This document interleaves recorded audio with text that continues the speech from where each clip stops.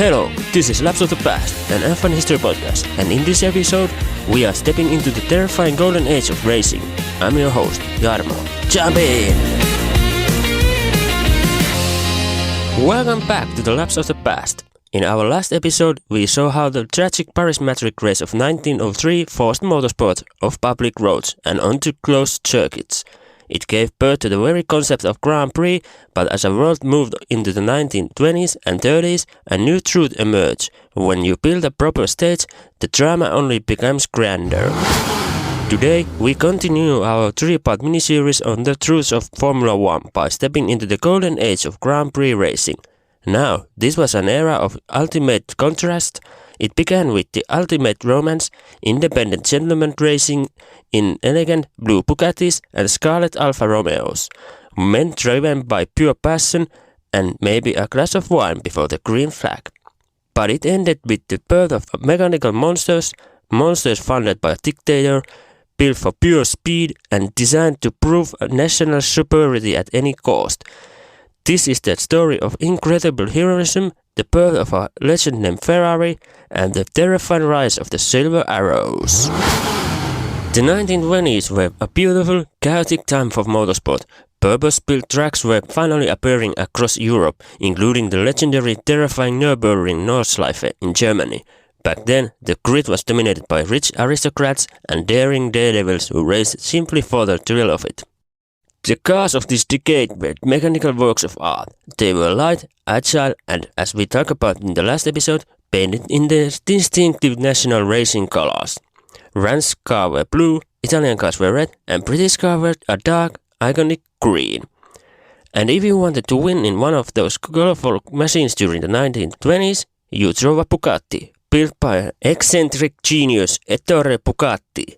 The Type 35 wasn't just beautiful with its signature horseshoe radiator, it was an absolute weapon. It remains to this day arguably the most successful racing car in history, claiming over 2,000 victories.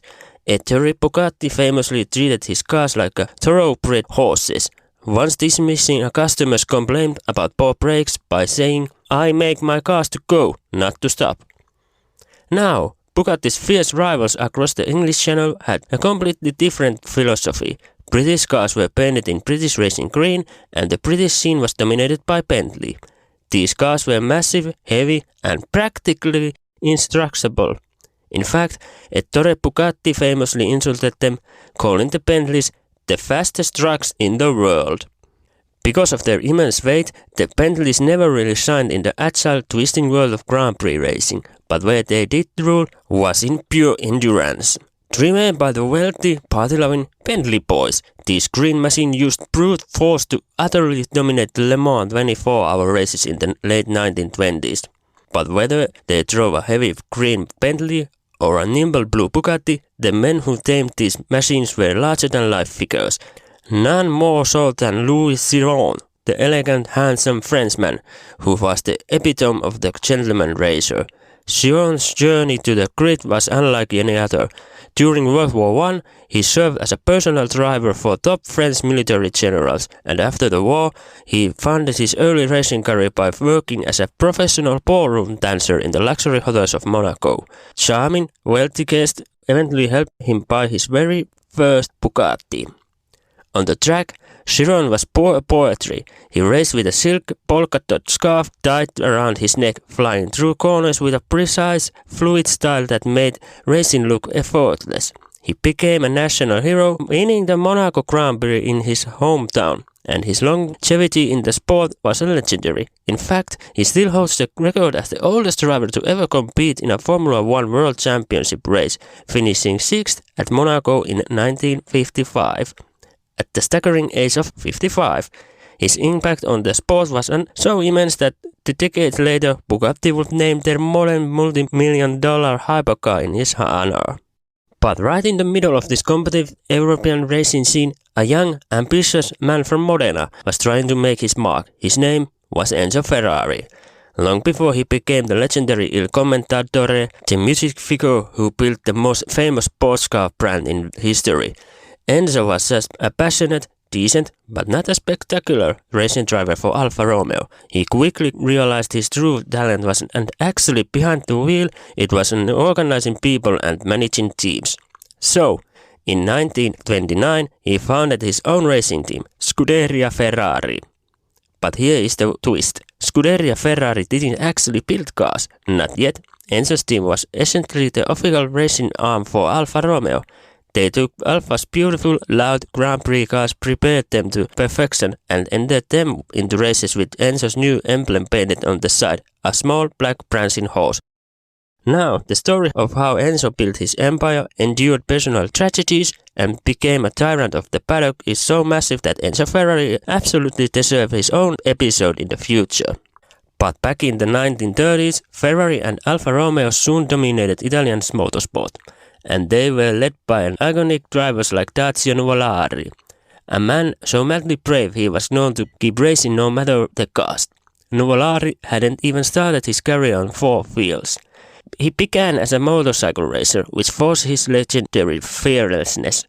He was already in his 30s when he transitioned to cars full-time, bringing with him a riding style that defied physics.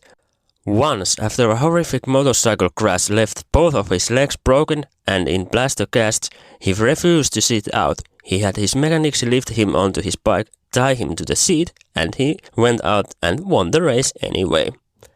That was the man who eventually moved into cars, and the ultimate proof of his insanity came during a race in Turin in 1946. Blasting down the straight, the steering wheel of his Sicilia Italia completely snapped off in his hands. Instead of pulling over, Nuvolari famously waved the broken wheel at the crowd, grabbed a heavy adjustable wrench from his onboard toolkit, clamped it on the bare steering column and brought the car back to the pits. He even continued in the race after repairs, finishing 13th. A perfect example of his insane determination. Ferdinand Porsche himself called Nuvolari the greatest driver of the past, the present and the future. He was a force of nature, and his terrifying speed laid the groundwork for what Italian racing would become. For a moment, Enzo Ferrari and his Scarlet Alphas felt invincible, but as the 1930s arrived, the political landscape of Europe shifted, and the romantic era of motorsport was about to be brutally crushed. In 1933, Adolf Hitler and the Nazi Party rose to power in Germany. Hitler was obsessed with technology, speed, and propaganda. He recognized that international Grand Prix racing was the perfect stage to demonstrate what he believed was German engineering superiority. So the Nazi regime made a staggering announcement. They would provide massive, unprecedented state subsidies to any German manufacturer that could build a dominant racing car. Two companies stepped up to split the money, Mercedes-Benz and a newly formed coalition called Auto Union. Now, if the name Auto Union doesn't sound familiar, you actually see the legacy on the roads every single day. Auto Union was a coalition of four German car manufacturers, symbolized by four interlocking rings. Today, we know that exact same company as Audi. With blank checks from the government, German engineers completely threw out the old rule books. In 1934, Mercedes unleashed the W25, and Auto Union introduced a revolutionary mid-engine monster designed by Ferdinand Porsche. And it was a very first major race in 1934 at Nürburgring that the legend was born. You see, the official rule stated that the cars could weigh a maximum of 750 kilograms, but when Mercedes weighted their new W25 cars the night before the race, they discovered they were exactly 1 kilogram overweight. The team was desperate. If they couldn't set that kilogram, they would be disqualified. According to team legend, the team principal Alfred Neubauer came up with a desperate, brilliant solution. He ordered his mechanics to spend the entire night using sandpaper to scrape off every single drop of the traditional white paint from the car's aluminum bodies. When the morning came, the cars were bare gleaming silver metal. They passed the weight limit, they won the race, and the media instantly gave them a nickname that would terrify critics for the next decade: the Silver Arrows. The speed of these silver arrows was unlike anything the world had ever seen. By 1937, Mercedes-Benz and Auto Union were building supercharged 12 and 16-cylinder engines that produced up to 500 to 600 horsepower. Mercedes was having a horsepower war with an Auto Union that defied the reason. Just think about that for a second. These cars were reaching top speeds over 310 km per hour on a narrow dirt and asphalt tracks, with nothing but trees and ditches as runoff. That is a level of horsepower and speed that Formula 1 cars wouldn't regularly reach again until the turbo era of the 1980s. But while the engines were futuristic, safety was stuck in the dark ages. The cars had skinny, narrow tires that spun wildly in almost every gear. The tracks were lined with stone walls, and the drivers, they still wore nothing but a cloth caps, goggles, and a short-sleeved shirt. Most terrifyingly of all, they still refused to wear a seatbelt. The logic of the 1930s was brutal but simple. If you crashed at the 300 km per hour, the car was going to burst into flames or disintegrate. The drivers believed it was better to be thrown clear of the wreckage and take your chances with the tarmac, rather than being trapped inside a burning metal coffin. Every time a driver climbed into a silver arrow, they knew there was a very real chance they wouldn't come back. Back in Italy, Enzo Ferrari and his Scuderia Ferrari team were watching the German onslaught with growing desperation. The Italian government simply couldn't match the Nazi regime's endless funding. Ferrari's Alfa Romeos were beautiful and they handled well, but they were hopelessly outgunned. They were producing around 260 horsepower, literally half of what German monsters were putting out. It seemed impossible for anyone to beat the Silver Arrows, especially when Mercedes-Benz was fielding a lineup of absolute titans. Their lead driver was Rudolf Caracciola, brilliant, calculating German who was so untouchable in poor conditions he was nicknamed the Regenmeister, the Rainmaster. Caracciola had started from humble beginnings in the 1920s, cutting his teeth on motorcycles and small sports cars while working as a car salesman. His big break came in 1926 at the German Grand Prix, where, as a complete unknown with no factory backing, he drove through a brutal, blinding rainstorm to take a shocking victory. That single masterclass performance in the wet birthed his legendary nickname and cemented him as a Mercedes' ultimate weapon. A perfectionist who knew exactly how to guide those 500 horsepower beasts through the limits of physics. Alongside him was Manfred von Preuß, the team's aristocrat, wealthy daredevil. Born into a prominent Prussian military family, von Preuß looked like a movie star and raised with a wild, all-or-nothing aggression, famously wearing a signature red sweater behind the wheel. He was incredibly fast, but he was also notoriously hard on his machinery, a driver who would rather break the car trying to win than settle for a second place. Together, Caracciola and von Preuß were the unbeatable faces of the Nazi-backed racing machines. But they weren't the only threat of the grid. Auto Union had unleashed a young, reckless blonde superstar named Bernd Rosemeyer. Rosemeyer was a complete phenomenon.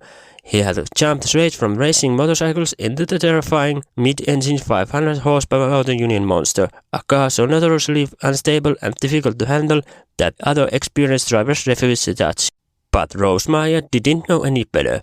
He didn't have any bad habits from driving traditional cars, so he simply wrestled the beast using a wild sliding style that no one else could match.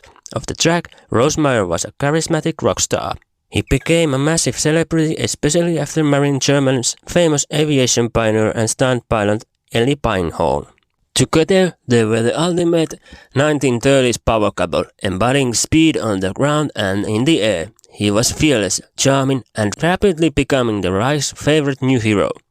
Tragically, Rosemeyer's blinding speed would also be his downfall. In January of 1938, during a high-speed land record attempt on German Autobahn, a sudden gust of wind caught his Auto Union's Dreamliner at over 400 km per hour.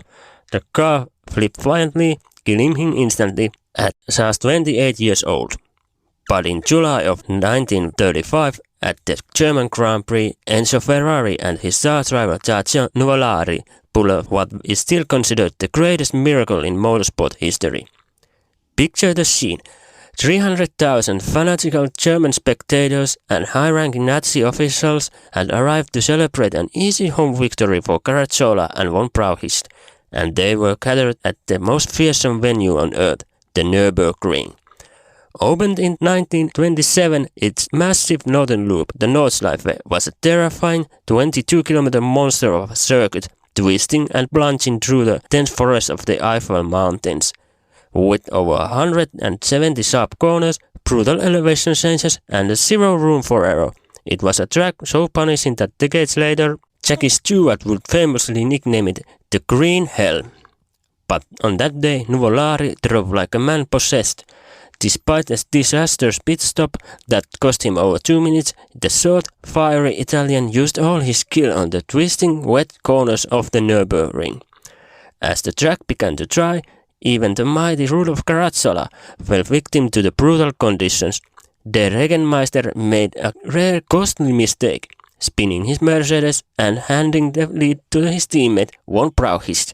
Soon after, Caracciola's engine began to misfire, forcing him to a series of agonizing pit stops that took him completely out of contention, ultimately leaving him to finish a distant third. And the drama didn't spare the young auto union protege either. Bernd Rosemeyer, driving in his very first major Grand Prix, had shocked the paddock by actually storming into the lead of the race, but the rookie's brilliance was short-lived. The brutal Nordschleife punished his lack of experience. Rosemeyer went off the track, damaging his fuel pipe and suffering a puncture that destroyed his chances of a debut victory, fighting his way back to the finish fourth. Then, on the very final lap, von Brauchitsch, leading the race but driving his Mercedes to the absolute limit under Nuvolari's immense pressure, blew a tire. Nuvolari crossed the finish line first in his outdated Scarlet Alfa Romeo. Von Brauchitsch would limp over the line in 5th place. Enzo Ferrari was ecstatic, and the Nazi officials were humiliated. In fact, they hadn't even bothered to look for a recording of the Italian national anthem before the race. They just assumed Germany would win, so Nuvolari, who always carried a copy of the record with him for good luck, had to hand his own vinyl to the track official so it could be played over the loudspeakers. It was a glorious, defiant moment for Enzo Ferrari, but it was only a temporary pause in a storm that was growing darker by the day. As for Rudolf Caracciola, the legendary Regenmeister, he would go on to dominate the era, winning 3 European championships for Mercedes-Benz before World War II ground everything to a halt. He was, by all accounts, a Schumacher or Hamilton of the 1930s. But his success came at massive physical cost. A horrific crash in Monaco in 1933 had left his right leg permanently shorter than his left, leaving him with a severed limb and constant agonizing pain for the rest of his life. Every time he pushed those 500 horsepower monsters to over 300 km per hour, he was doing it through sheer agony. When the vow finally ended, Caracciola tried to make a comeback, but after another massive crash at the Indianapolis 500 left him with severe head injuries, he finally hung up his linen cap. He retired to Switzerland as one of the most respected but physically broken titans of the sport had ever seen. As for the man who stole the victory that day, Tazio Nuvolari's final years were filled with heartbreaking tragedy. He lost both of his beloved sons to illness at young ages, and the toxic fumes from years of racing had severely damaged his own lungs. Yet he refused to stop driving. In his final races, he was known to cough up blood, keeping a rag soak in either side around his face as to cope with the pain. When he finally passed away from a stroke in 1953, over 50,000 people lined the streets of Mantua for his funeral. He died physically broken, but universally recognized as the greatest driver to have ever lived. And what of Manfred von Brauchitsch, the man whose exploded tire handed Nuvolari the legendary win? The aristocratic daredevil survived the horrors of World War II, but his post-war life became a bizarre political thriller. Harassed by West German authorities due to his left-wing associations, he made a shocking escape across the border to communist East Germany in the 1950s. There he became a post official, living long enough to see the Berlin Wall fall and the sport transforming into a multi-billion-dollar global phenomenon. when he finally passed away in 2003 at the age of 95, he was the very last surviving link to the terrifying glorious era of the original Silver Arrows. 3 men, bound by one unforgettable day at the Nürburgring, they pushed the limits of speed and survival, leaving behind a legacy carved in concrete, silver paint and blood.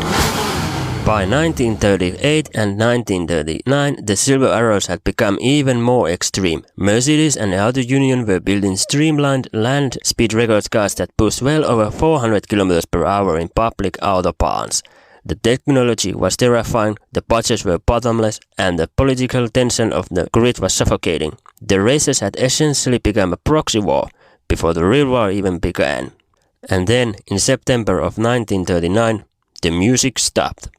As World War II broke out across Europe, racetracks were abandoned, car factories were converted to build military hardware, and those legendary Silver Arrows were locked away in hidden garages, or lost forever in the chaos of the war. Many of the era's greatest drivers would never race again. The golden age was over, but the blueprints had been drawn. The immense engineering leaps made in the 1930s, the supercharged engines, the mid-engines layout, the study of aerodynamics, they had pushed the limits of what a car could do. When the dust of the war finally settled, the world was left with a collection of incredible racing machines, ruined tracks, and a group of surviving drivers who were desperate to race again. Motorsport needed a restart. It needed a new set of unified rules. It needed a formula. And in 1950, that is exactly what it got. And that brings us to the end of the second part of our mini-series on the rules of Formula 1. In the next episode, we are reaching the grand finale. The year is 1950 and we are heading to an old wartime airfield in England called Silverstone. For the very first official Formula 1 World Championship race, we will see the return of the glorious Alfa Romeos and the birth of the modern sport we know today. You won't want to miss that. As always, I want to hear from you. What did you think about the sea of madness of the 500 horsepower Silver Arrows? Or Tazio Nuvolari's impossible victory at the Nürburgring? Let me know by sending an email to lapseofthepast@gmail.com, or you can send a DM on Instagram or TikTok at lapseofthepast. If you love these historical racing stories, please hit that follow button and leave a review on your favorite podcast platform. Thank you for listening to Laps of the Past. My name is Jarmo. Until next time, keep looking back.